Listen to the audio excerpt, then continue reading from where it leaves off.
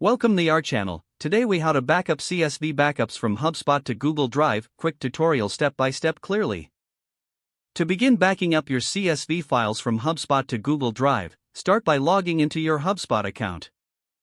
Navigate to the Contacts or Data section, depending on what CSV data you want to backup.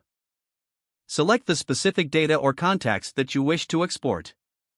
Look for the Export option, which is typically found in the Actions menu. Choose the CSV format for your export file. Once the export is initiated, HubSpot will generate a CSV file for you.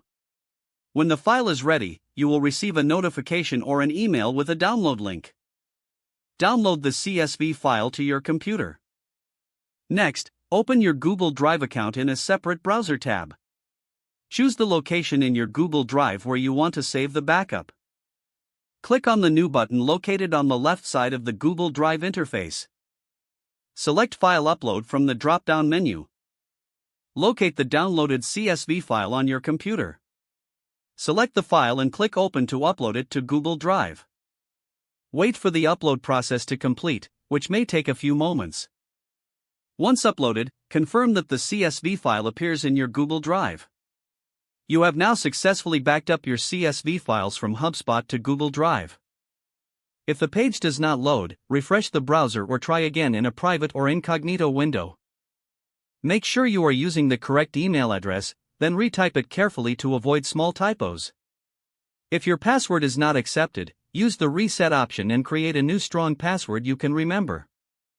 Check your spam folder for verification or security emails, then complete any requested confirmation steps. Enable two-factor authentication if available to improve account security and reduce unauthorized access risk. After signing in, review your profile details so your contact information and settings are accurate and current.